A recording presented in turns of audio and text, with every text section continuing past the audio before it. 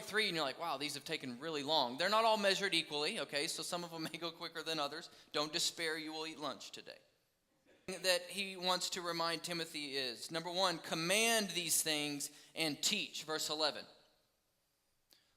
My translation says command and teach these things. I think it's probably better to construct this sentence, command these things and teach. Now, when Paul says these things, he's typically referring to what's gone previously.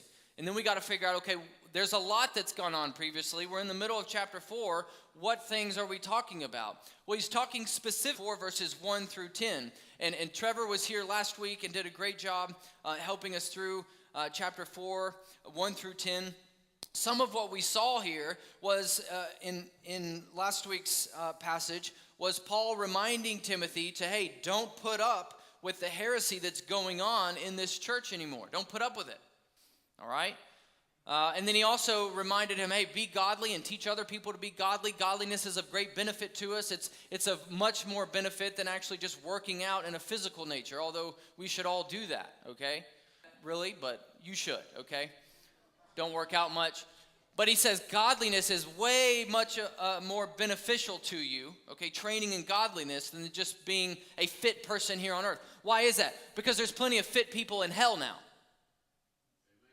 Right? There's so many fit people in hell. There's a lot of fit people in heaven. Just saying that just because you're fit doesn't mean that God looks upon you with some type of special kindness as opposed to people who are unfit. Right? But still, you got to work out, but you get the point, okay? Godliness is better. And he says, command these things and teach. Now, what's interesting here is these two verbs, command and teach. And many commentators draw a distinction here where Paul is talking about command, all right, these heretics essentially to stop, and then teach these other things. In other words, there's a difference, teach.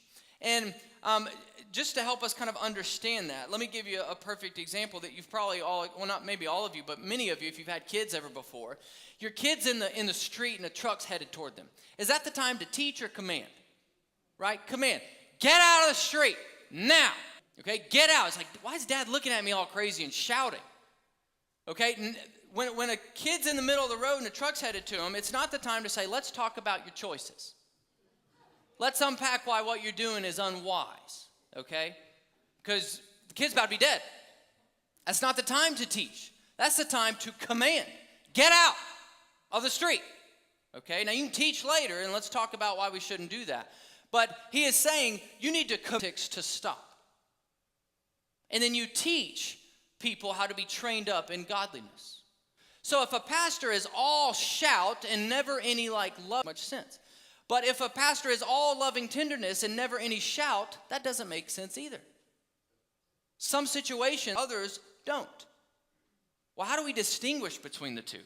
How is Timothy supposed to know how to distinguish in the future? And how should we know how to distinguish between what should be commanded against? Like, stop that now. Or, hey, we've got some time and let's spend some time teaching through this.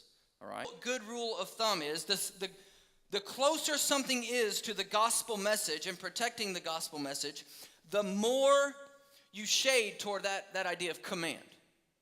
All right? So if the gospel is at stake going on that you have to correct, either as a pastor or as a fellow church member, do you understand that it's part of your job here to hold your brothers and sisters accountable in love?